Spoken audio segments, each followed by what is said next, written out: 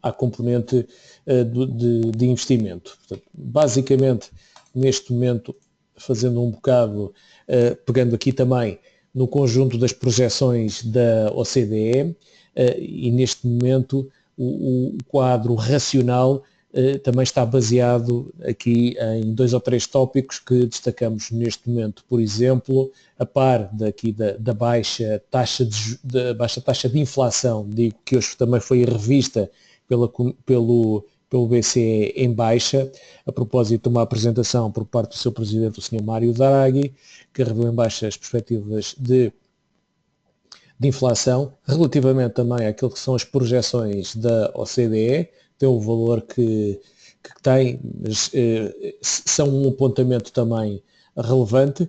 É curioso verificar que, em termos daquilo que é a evolução do PIB mundial para este ano, estima-se aqui um crescimento de quase 0,5% face àquilo que foi 2016 e 2015, e depois uma subida de quase 0,1% relativamente a 2017. É curioso verificar que também os Estados Unidos, relativamente a 2018, tem aqui uma perspectiva de evolução próxima de 2015, mas 0,2 abaixo. Já relativamente à zona euro, aqui também verificamos que a estimativa de crescimento é de quase 1,8%, com estagnação em 2018, portanto, e mesmo assim abaixo daquilo que é o target também para a inflação por parte do BCE. Curiosamente, quem mais contribui continua a ser aqui a Alemanha, que em termos daquilo também são as suas contas internas, são as que apresentam aqui o mais baixo grau de endividamento, deverão dar próximo dos 60% do estoque de dívida face àquilo que é o seu PIB, em termos também daquilo que é a evolução das suas exportações na componente, sobretudo, de bens e serviços, é o que registra também dos melhores desempenhos. Relativamente à França, temos aqui alguma recuperação, mas também com um ritmo mais lento. Já relativamente à Itália, temos aqui uma evolução, é das economias mais alavancadas da zona euro. Tem aqui a questão do seu setor bancário, que pela sua dimensão também cria aqui alguma incerteza, e somando a isto temos aqui um crescimento que se estima de manutenção em 2017 face a 2016, mas fica abaixo face aos anteriores anos 16, 17, mas 0,1% abaixo dos 2015. É curioso verificar como é que o Japão também continua a evoluir, e agora destaque aqui também relativamente à China. É interessante verificar que 6,6%, 6,7% ou 6,4% são taxas de crescimento bastante interessantes, mas se adicionarmos aqui a questão do elevado grau de endividamento e depois a estrutura de endividamento, onde é que são aplicados esses créditos e esse financiamento, que tem também muito a ver com a componente de investimento imobiliário, portanto, já começa a ser insuficiente para o estoque de dívida atual que eles mantêm. Portanto, estes valores deviam estar mais próximos no sentido dos 7%. Curioso verificar que a Índia se posiciona aqui para apresentar um crescimento mais robusto, e o Brasil já mostra aqui sinais de alguma recuperação, o que é relevante para a nona economia mais importante do mundo e o principal dos principais exportadores de matérias-primas na componente agrícola. Se avançarmos um bocado também naquilo que é o conjunto das remunerações do mercado de capitais, sobretudo na componente de índices de ações, isto relativamente aos valores de segunda-feira passada, é interessante verificar que o IBEX é o que tem o melhor desempenho na Europa, seguido de Portugal, com o PSI 20, portanto, aqui ainda tínhamos o Banco Popular a cotar, pese embora já não se refletindo aqui, ou com peso relativo, mesmo apesar desse desempenho, teve aqui a sua contribuição, o desempenho do IBEX foi interessante, apesar do IBEX este ano já ter registado o máximo de variação de ganho acumulado, year to date significa resultado acumulado em 2017 quase 21,5% ou 22% este ano. Agora está a fazer aqui alguma inflexão, mas mesmo assim é o que tem melhor desempenho. Portanto, a Península Ibérica aqui a ter um desempenho que realça, e é curioso verificar que, tendo em conta que os países da periferia representam aqui, comportam alguma incerteza e algum risco percebido, mostra aqui também como que tem estado a evoluir a percepção de risco por parte dos investidores. Há uma extrema complacência por parte dos investidores, o que é positivo, e também aquilo que é a capacidade para estarem a investirem em ativos que possam comportar alguma incerteza.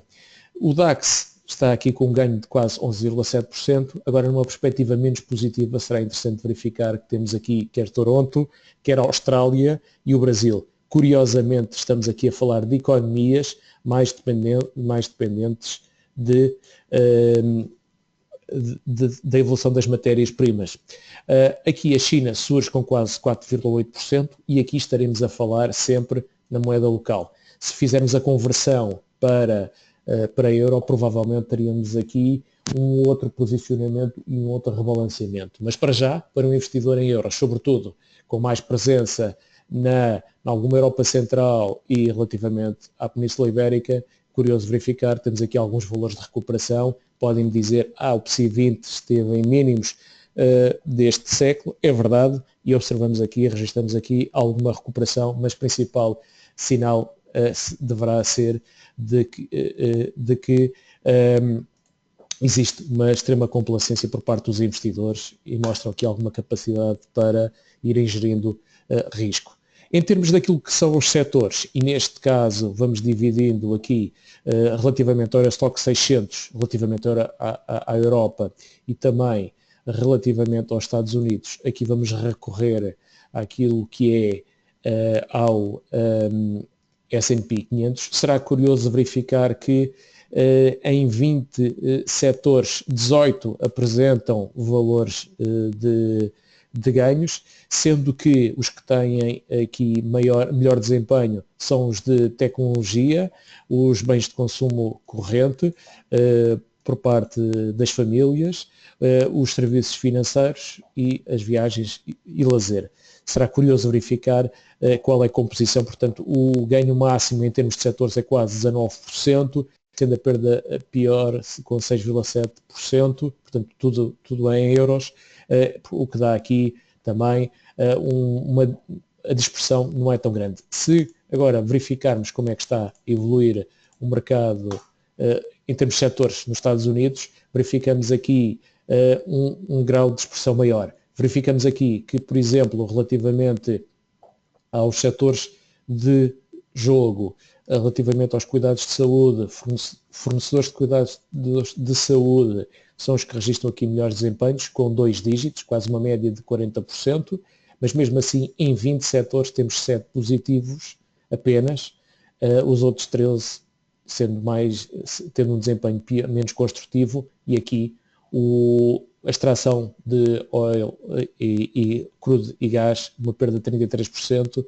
quando depois aqui temos também o transporte, o seu respectivo transporte a perder 18,5%, o cobre com quase 14,4%, portanto aqui também algumas matérias-primas de base, como por exemplo o cobre e o minério de ferro, a terem o pior desempenho. Portanto, a principal mensagem aqui, a Europa teve uma evolução mais positiva. Começamos janeiro e fevereiro, com os Estados Unidos a liderar os ganhos, depois a Europa aqui a começar a ter um desempenho mais sustentado, à medida também que alguns receios foram evoluindo e fomos caminhando aqui também para os riscos geopolíticos, portanto houve aqui também algum amortecimento destes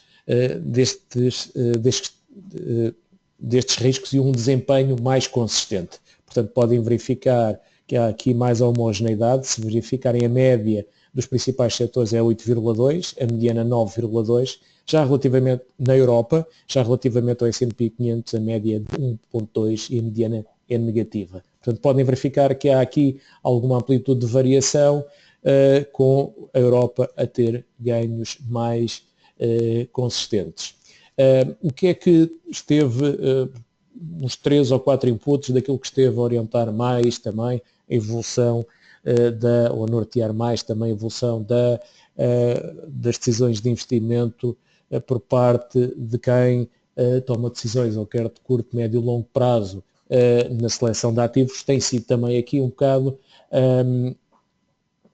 tem sido sobretudo a reduzida inflação na Europa, portanto, e de acordo com os dados mais recentes também dão esta perspectiva, isto aliado também ao facto de que os índices de atividade económica e empresarial, como por exemplo os PMIs, também foram sendo cada vez mais robustos e com valores acima dos 50.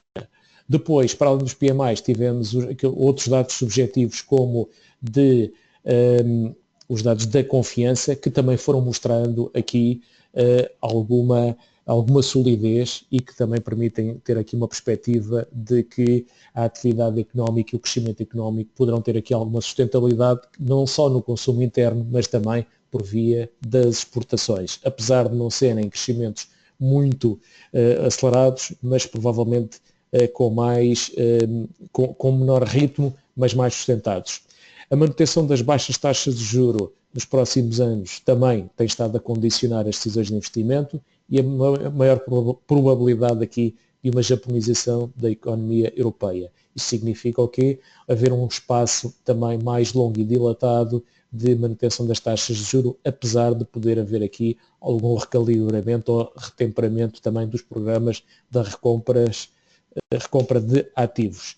Na sessão de amanhã teremos o BCE e amanhã, dia 8, BCE a não perder, será relevante para verificarmos também esta perspectiva. Já relativamente aos Estados Unidos, tem-se uma perspectiva de que os programas, os principais dois que funcionaram também aqui no programa presidencial do Sr. Trump, quer o fiscal, quer o orçamental, se assemelham de difícil aprovação, porém poderão ser implementáveis nos próximos 12 a 24 meses. Esta perspectiva também, desde princípios de novembro do ano passado, ajudaram o mercado de capitais a fazer uma evolução bastante positiva, principalmente nos Estados Unidos, e com algum princípio de contágio depois também criou aqui, conjuntamente com os bons dados que saíram relativamente à economia europeia, muito também por base também dos programas, o efeito dos programas de recompra de ativos e política monetária expansionista por parte do BCE, também esse efeito também ajudou aqui a ir melhorando os níveis e as intenções de investimento, quer por parte das famílias, quer por parte também das empresas. Nesta perspectiva também temos tido uma evolução por parte não só das ações, que são os ativos que representam aqui maior risco, como por exemplo relativamente, e neste caso estamos a utilizar o Bund.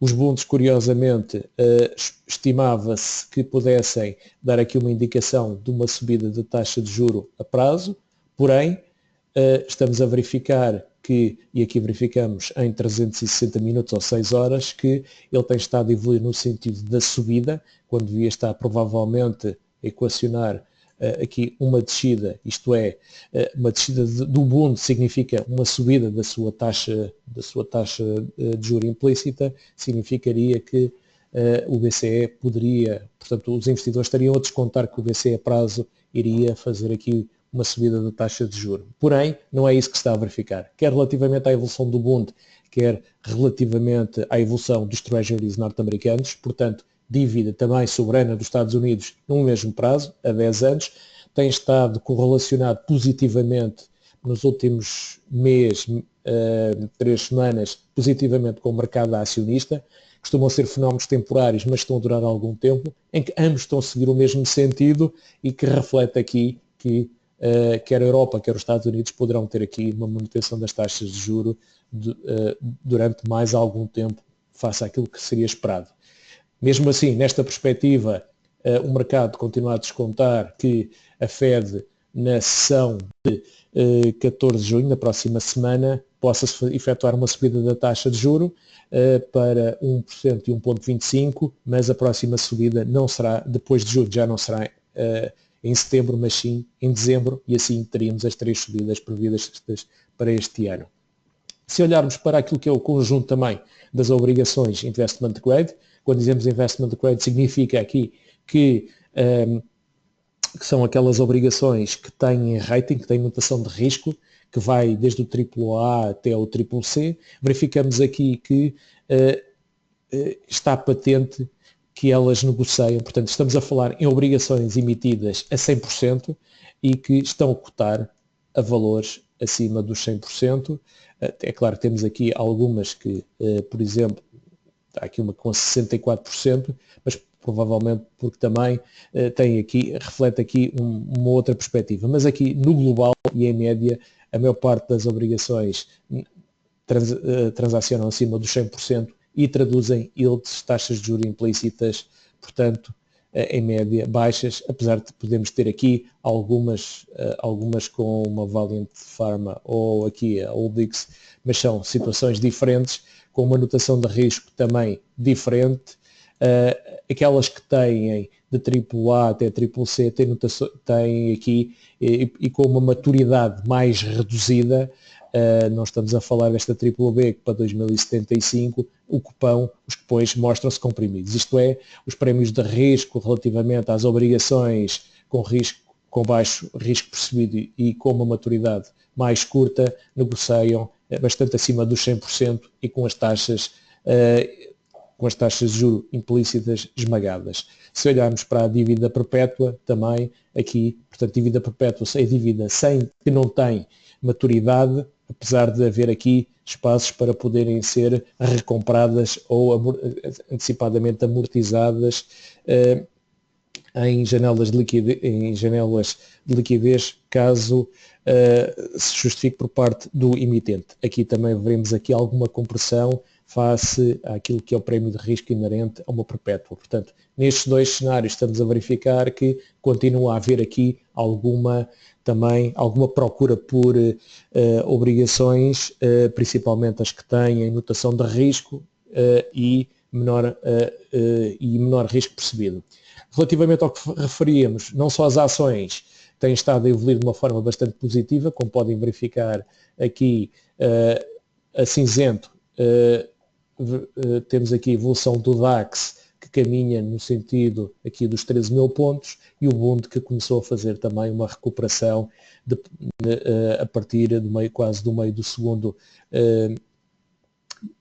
trimestre, no sentido também da subida. Esta correlação começou a crescer e a mostrar também que há uma procura por ambos os ativos e que não há uma perspectiva de evolução, para já, uma subida das taxas de juros. Se olharmos para a volatilidade implícita também, por exemplo, no S&P, veremos que ela colapsou e atingiu valores de quase 9,5, 9,75 durante este período, principalmente durante o período de maio, e estaremos próximos dos 8,60, que é o mínimo deste século. Portanto, estes valores mostram também a extrema complacência por parte dos investidores e também que existe aqui alguma, entre aspas, seca em termos de ativos sem risco, com menor risco percebido e com uma remuneração atrativa. Portanto, é daí empurrar mais para as ações e haver maior capacidade e estímulo para entrada nas ações. Portanto, poderemos verificar que em dezembro de 2006 a volatilidade registrou mínimos históricos e depois, entre 6 a 10 meses depois, iniciou aqui um processo histórico de topo. Aqui podemos verificar que depois em dezembro de 2006, quase em julho, de julho a outubro, realizou aqui um topo e fez aqui alguma correção. Portanto, atingiu os 1575,80 e depois corrigiu. Neste momento estaremos próximos aqui dos 10 pontos ou 10,30, com o risco de poder testar aqui os 8,6 e provavelmente não muito longe dos 2.430 ou de 440 pontos, em termos de máximos históricos e de uma avaliação de quase 18, 19 vezes, ou um PER 18, 19 vezes, isto é, estamos a negociar 18 ou 19 vezes os resultados, o que é acima da média histórica dos últimos 10 ou 20 anos, que se encontra entre os 14 e 15 pontos. Portanto, dá aqui uma nota de que o mercado poderá já não estar tão barato. Se olharmos também para aqui o rácio put-call, podemos verificar que neste momento estaremos próximo dos 0,5. Dito de outra forma, teremos aqui 2 calls por cada put, e aqui também evidencia a capacidade que o mercado tem tido para estar mais comprador, acreditar mais numa subida dos preços dos ativos e mais nos ativos de risco. Portanto, o mercado continua a acreditar no seu conjunto, e aqui estamos a utilizar os dados sobre o mercado norte-americano, que há uma possibilidade de o mercado continuar a efetuar algumas valorizações. Portanto, continuamos a refletir aqui uma extrema complacência perante o risco. Olhamos para o VIX, olhamos, que é o índice de volatilidade, olhamos para o rácio put-call, que também permite dar essa mesma leitura. Portanto, fizemos uma resenha daquilo que foi a evolução em termos dos ativos de risco, as ações, relativamente às obrigações. Temos tido um desempenho positivo, a correlação entre ambos costuma ser transitória, como todos têm acompanhado, por exemplo, as obrigações portuguesas, as taxas de juros implícita nos 10 anos vieram quase dos 4,20% ou mesmo 4,5% para os quase 3%. Nesta semana já estamos valores abaixo dos 3%, o que significa que o seu preço subiu, se valorizou, portanto, à medida, e as ações também se valorizaram. Portanto, aqui o mercado continua a acreditar, ou para já capitalizou com base nos melhores dados macroeconómicos e efetuou também aqui uma recuperação, e para já acredita nestas valorizações. Portanto, também estamos aqui a ter neste momento valorizações de 2 dígitos, com o mercado a acreditar numa possível continuação. Para já, vamos agora vou passar a um colega meu que vos vai dar aqui um resumo através do mercado cambial, da evolução aqui de algumas questões macroeconómicas, e que estão também a impactar mais aquilo que é a percepção e a formação de expectativas dos investidores, pelo menos para um trimestre, 2 trimestres. Portanto, vou passar aqui ao meu colega que vos vai fazer aqui uma parte da apresentação. Depois, para terminar, voltaremos a uma outra componente. Vamos só fazer um instante para ver a transição.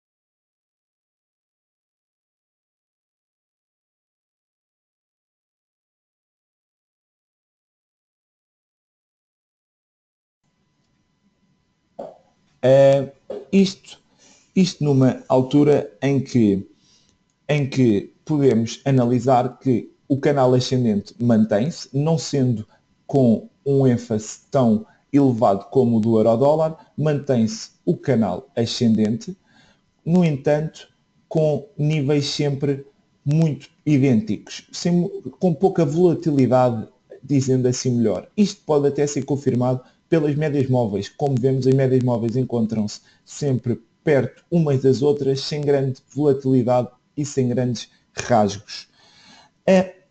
Repetindo o que foi referido há pouco na explicação do Brexit e das eleições do Reino Unido, poderíamos afirmar, imaginemos o caso, que Theresa May consegue a maioria.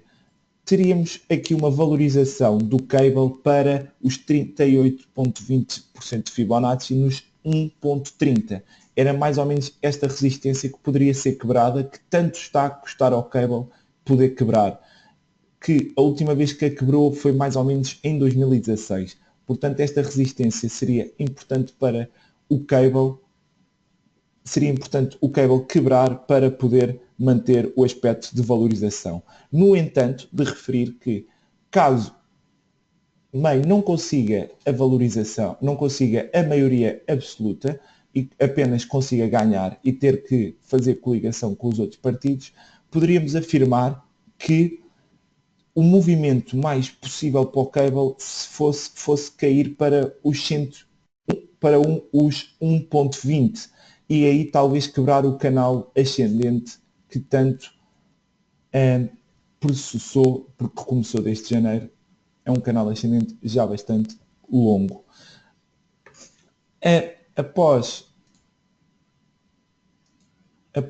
referido estes principais pontos, vamos agora abordar as oportunidades de pares cambiais que não são tão usuais de se ver, mas que têm apresentado movimentos interessantes. É o caso do euro versus o dólar australiano, o euro versus o dólar canadiano e a libra versus o franco suíço e o dólar iene. Enquanto que nos pares cambiais o euro versus o dólar australiano e o canadiano estamos no sentido bullish, estamos positivos, na libra, assim como no cable, no pares libra-iene e libra franco suíço, é um bocado idêntico ao cable e estamos neutrais à espera de informações que podem surgir da manhã das eleições. Vamos então agora abordar o euro-dólar australiano, em que, apesar de estarmos no nosso canal ascendente principal, que começou no início de fevereiro, ainda estarmos dentro do canal ascendente, o canal ascendente que tinha começado em abril, aproveitando aquele pequeno gap, já foi quebrado. Ele foi quebrado pelo o registro que o euro teve após a apresentação da notícia por parte do Banco Central sobre a inflação que anteriormente foi abordado. No entanto, continua no canal ascendente, mas está com dificuldades de quebrar o suporte dos 76,40 Fibonacci, dos 1.518. Está com grandes dificuldades de poder quebrar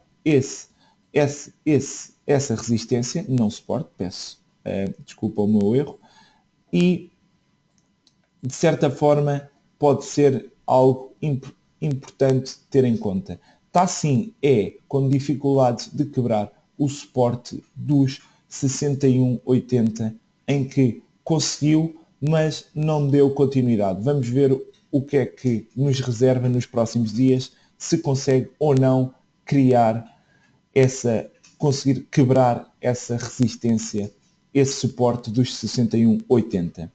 No entanto, temos em maio o tal Golden Cross, com a média móvel dos 50 dias a cruzar com a de 200 dias e temos também, por sua vez, a média móvel dos 100 dias a cruzar com a de 50 dias.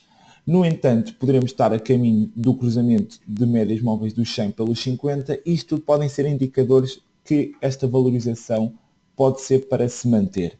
No entanto, temos também o RSI, que 14 dias, que se encontra sempre com os pontos de valorização todos alinhados. Vamos então agora falar do euro-dólar canadiano, que tem um comportamento muito similar ao do dólar australiano. Podemos ver que teve o Golden Cross da média móvel dos 200 dias com a de 50 também em maio e podemos ver que este está um pouco mais avançado porque já tem o cross, já cruzaram as médias móveis dos 200 dias com este de 100.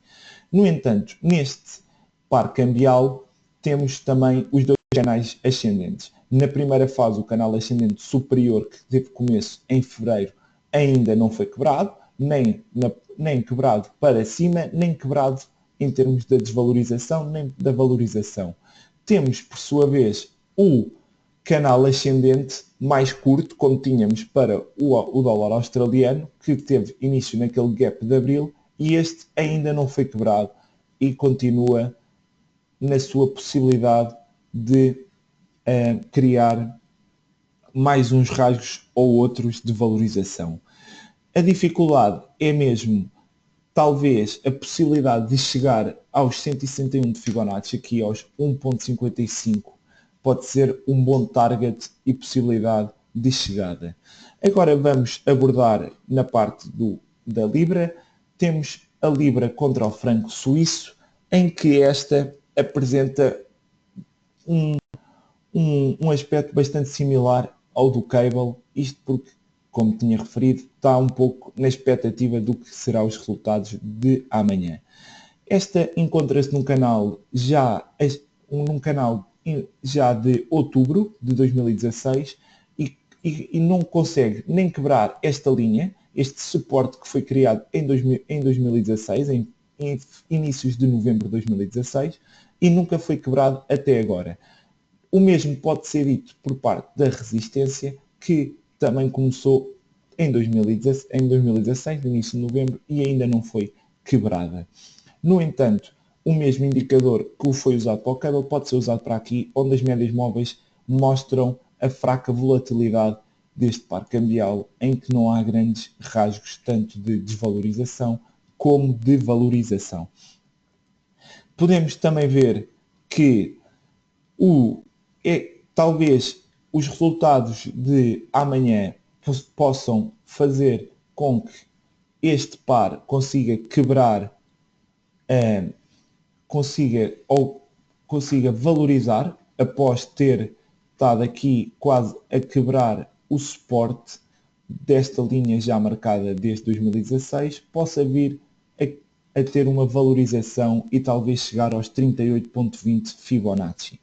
Agora vamos prosseguir com a Libra dólar iene, em que esta apresenta um comportamento parecido com o do franco suíço, mas com o seu canal ascendente bem mais notório, onde começou por sua vez também em início de novembro e continua sempre em valorização.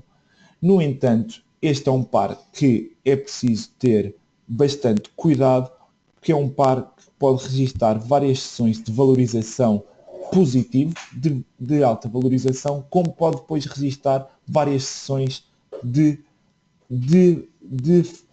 depreciação.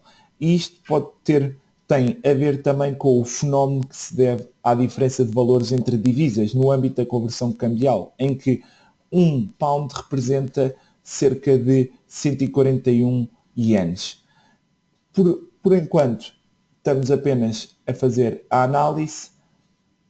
Vamos ver o que dá com as eleições. São todos pares com uma certa oportunidade de poder entrar, mas tendo sempre em cuidado as eleições por não saber se irá valorizar ou se irá depreciar. Muito obrigado e vou passar agora ao meu colega.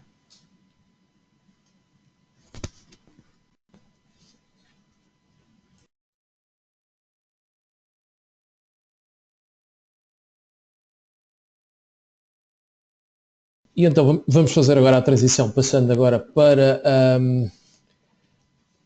depois de vista aqui através da componente de divisas, o reflexo macroeconómico, sobretudo, o meu colega tentou falar, elucidou e destacou aqui a questão dos fenómenos geopolíticos e a parte mais macro e de principais incertezas que pudessem aqui cristalizar-se em movimentos de apreciação ou depreciação do euro, do iene, do ouro, da libra, do franco suíço e do iene.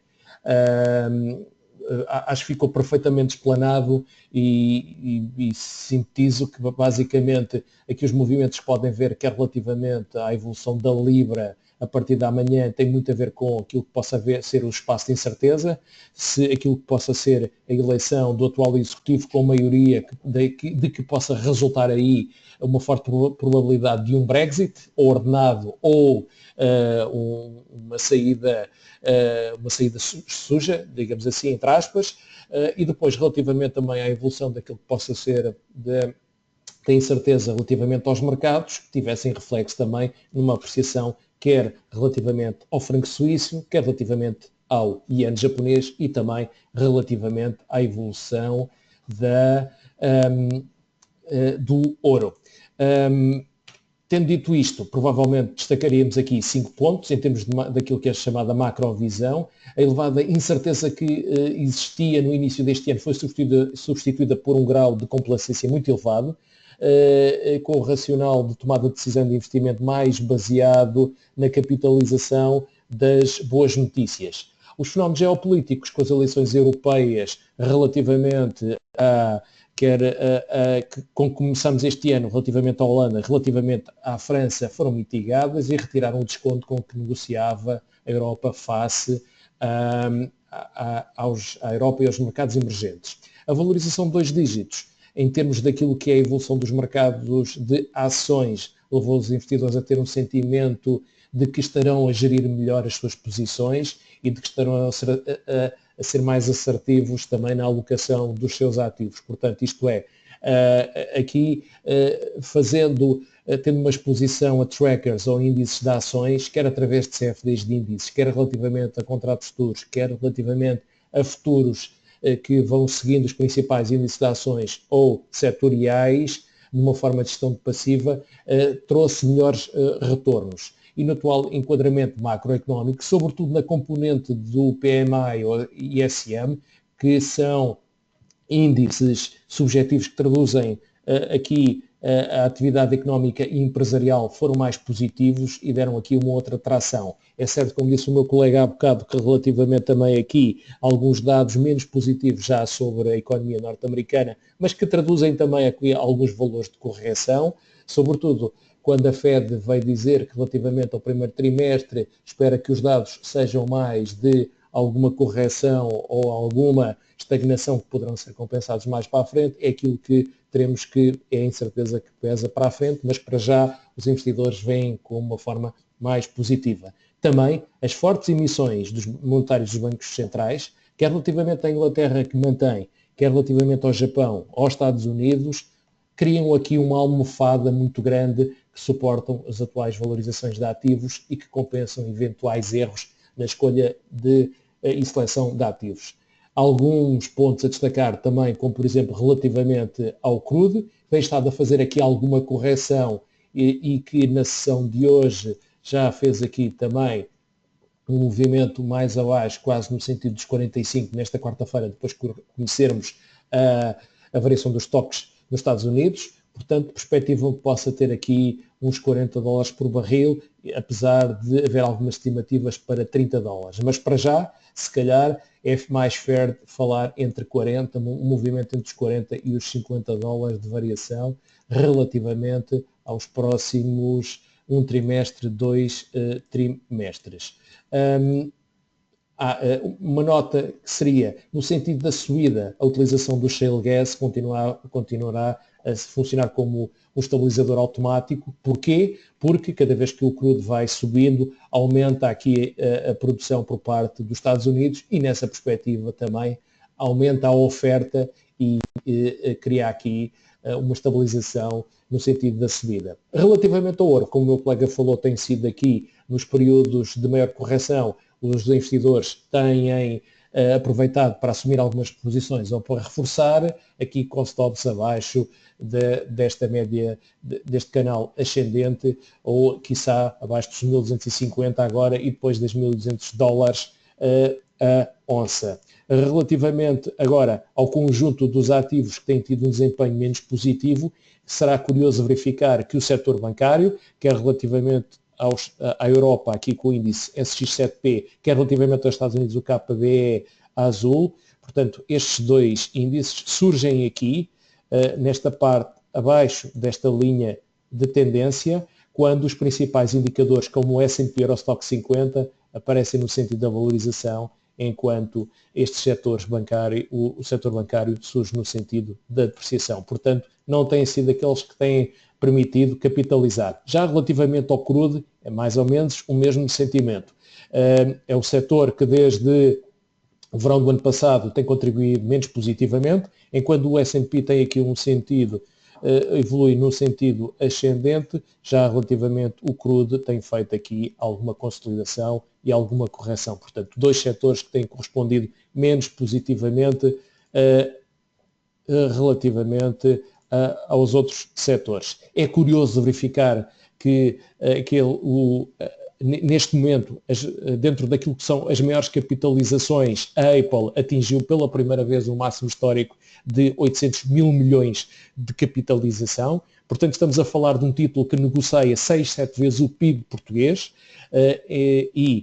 apesar de pela primeira vez uma companhia norte-americana ter registrado um máximo histórico de 800 mil milhões, traduz também uma valorização de 34,22, a Google 26,4, a Microsoft 15,48, a Amazon 34,25, a Facebook 33,25. Depois, dentro aquilo que é chamada economia real mais industrializada e de bens de consumo, aqui já verificamos que dentro das maiores capitalizações, entre os 350 e 400 mil milhões, temos a Berkshire Hathaway com as suas diferentes participações, como por exemplo a McDonald's, a Procter & Gamble, a Coca-Cola com 2%, a Johnson & Johnson com 12,9% e depois o setor bancário, como podem observar aqui pela Wells Fargo e JP Morgan, e a ExxonMobil, como exemplificávamos há bocado, com os desempenhos menos interessantes. A General Electric aqui com uma desvalorização de 11,10%, e isto costuma ser a General Electric, como costuma ter participações em quase todos os setores de atividade relevantes de uma economia, é vista por alguns investidores aqui como uma proxy ou como um indicador do que é que para a frente poderá surgir. Para já, as principais perspectivas, vemos que, apesar dos melhores dados das economias europeia e dos Estados Unidos, os bancos centrais devem tardar no anúncio da retirada de estímulos e de emagrecimento dos seus balanços.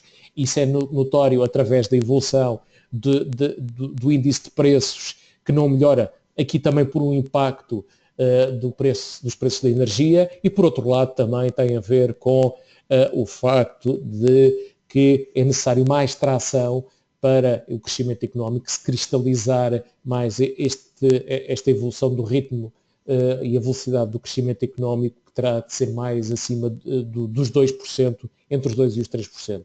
Se aumentar a possibilidade da Europa atravessar uma fase de japonização, que é um cenário para já da sua economia, poderá implicar então o retorno a um cenário de desinflação. Desinflação significa abrandamento do crescimento dos preços, mas não negativos. E aí é interessante verificar a evolução quer do CPI, quer do PPI, por um período mais alargado. Estes dados, mais recentemente, nas últimas 2 semanas, têm contribuído mais para esta percepção. As mercadorias não deverão induzir aqui um aumento generalizado dos preços, nem da procura das famílias, portanto, não impactar aqui negativamente o crescimento das economias na vertente das famílias. O decréscimo de preços significa aqui uma menor, que possa haver mais rendimento disponível. Por outro lado, a nível das economias emergentes, pode significar aqui um impacto menos positivo. O endividamento é demasiado elevado e limita os programas de estímulo pelos governos. Continuamos aqui com estas perspectivas, excetuando algumas economias, como, por exemplo, a alemã, mas para já o investimento aqui dependerá mais de políticas fiscais do que orçamentais. Tenderá a existir uma comparação das taxas das obrigações e uma maior procura das ações. Dito isto, há bocado, olhávamos para as taxas das obrigações com a notação de risco, e elas estariam abaixo dos seus cupons atualmente, portanto cotavam acima dos 100%. E isso também ajuda a criar aqui uma procura por ações, sobretudo as que possam refletir ações.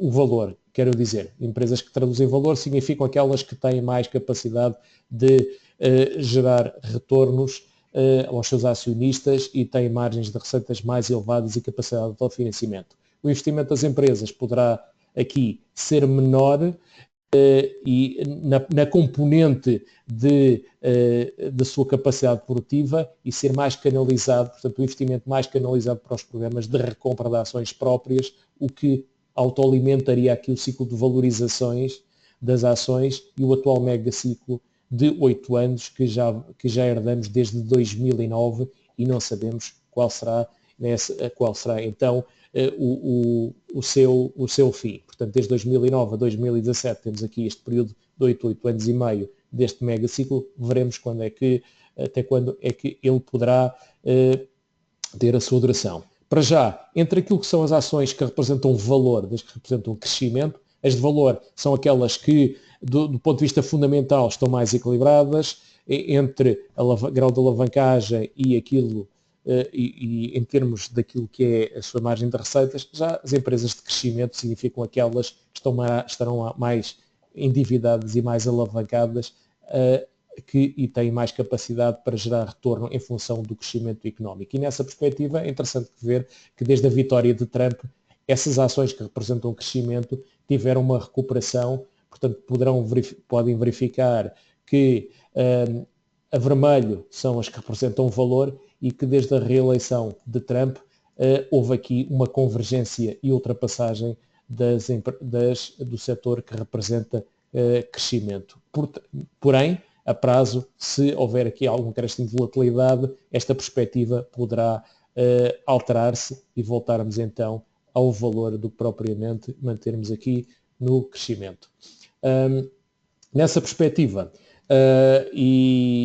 se pegarmos aqui num conjunto das 600 empresas europeias, atendendo que em termos de múltiplos as europeias não estão tão caras como as norte-americanas, podemos verificar, fazendo aqui algum exercício, colocando em perspectiva tudo o que é crescimentos acima de zero. Há aqui um conjunto de empresas que têm dividend yields de acima de 3% e que a margem do free cash flow é bastante atrativa, portanto, isto é, têm capacidade de pagarem, de remunerar têm uma capacidade de se autofinanciarem sem recorrer ao endividamento e poderão fazê-lo se quiserem, mas além disso poderão também manter aqui uma política de pagamento de dividendos e de fazer algum investimento. Isto é um exemplo do que se poderá encontrar ainda relativamente a algumas empresas. Caso necessitem, podemos também disponibilizar esta folha de cálculo, se assim o desejarem, para poderem fazer aqui alguns exercícios. Aqui é interessante verificar também que o impacto dos programas de recompra de ações próprias permanece elevado e é um dos principais motores de valorização nos últimos 2 anos. Houve aqui algum intervalo e poderá ser retomado, como nos referi há bocado, ao invés de instrumento do investimento em estrutura produtiva. É interessante verificar quais têm sido as empresas que combinam quase 20% dos ganhos verificados durante um período mais alargado, desde 1926 atualmente a 1915. E é interessante verificar algumas empresas tecnológicas que começaram a fazer parte desta evolução, uma alteração da estrutura. Relativamente à evolução das taxas de juros, é interessante verificar que desde 2014 a 2015 estaremos, através do BCE, com taxas de juros extremamente baixas. Podemos verificar que apenas aqui, em termos daquilo que é a evolução da percepção da política monetária, apenas a Fed e o Real Banco da Nova Zelândia estarão numa perspectiva mais hawkish ou mais falcão, isto é, já passamos aquela perspectiva de taxas de juros baixas e olhar mais para um período de quando é que eu posso começar a aumentar as taxas de juros e quando é que podemos começar a emagrecer o balanço dos bancos centrais. Aqui é curioso ver que já estamos com 4,2 mil milhões de euros na dimensão do balanço do BCE, portanto, como política de estímulo, como tem estado a funcionar. Apesar disso, a inflação permanece subjugada. Temos aqui a vermelho o target do BCE e como é que tem estado a evoluir aqui, quer a inflação chamada core, o corpo principal da inflação, e como é que tem estado a evoluir a inflação sazonalmente ajustada. Portanto, permanece aqui subjugada e com valores de redução. Se olharmos também para aquilo que é, isto aqui é o índice harmonizado de inflação, face àquilo que é as estimativas que o BCE deu entre ontem e hoje, permanece em valores abaixo dos 2%. Curioso verificar aqui que relativamente às criptomoedas, apesar de ter aqui havido alguma valorização do euro-dólar e do ouro, as criptomoedas atingiram, aqui neste caso estamos a utilizar a Bitcoin, um valor de 3.000. Portanto, aqui unicamente a verificar que os investidores continuam a ter aqui um desempenho muito baseado em assumir algum risco, também um pouco desvirtuado aqui pelo excesso de moeda que temos atualmente. É interessante verificar que o rendimento das famílias, por exemplo, nos Estados Unidos, estabilizou e apresenta aqui valores de algum decréscimo. O endividamento encontra-se em novos máximos, quer relativamente aos empréstimos a estudantes para a compra de habitação, os inerentes aos cartões de crédito ou outros. Atingimos aqui valores elevados, que totalizam aqui já um máximo, um estoque de 12,73 milhões de milhões, o que corresponde também aqui a um aumento também do rendimento, um aumento das responsabilidades ou do peso das responsabilidades face ao rendimento. Isto para dizer, das famílias. Isto para dizer que o estoque de dívida está muito elevado e podem ser necessários aqui alguns ganhos de produtividade e por parte também do rendimento das famílias para poder ter algum espaço para liquidar os seus financiamentos. Isto também mostra que o espaço é menor o espaço para haver aqui alguma surpresa menos positiva. Em termos de riscos e incertezas, para já poderá ser como é que amanhã decorrerá a eleição da próxima Primeira-Ministra e o diálogo com a União Europeia, como é que poderá a racionalidade da evolução do atual Executivo e que medidas pode implementar, a China poder não conseguir controlar o endividamento e a estabilidade financeira, algo que tem conseguido muito bem, o elevado endividamento ter uma resposta enviesada ao hipotético aumento do cenário de taxas de juro e à retirada de estímulos, que para já não se estima, aumento da pressão no setor bancário europeu por força da recapitalização, vimos o que é que aconteceu com o Popular, alguns bancos em Itália enfrentam aqui também algumas necessidades de recapitalização, portanto funciona aqui também como algum risco. O colapso das matérias-primas com impacto nas economias emergentes, vamos ver um movimento que vai sendo efetuado, a extrema apreciação do euro sem refletir fundamentais, no sentido de um 25,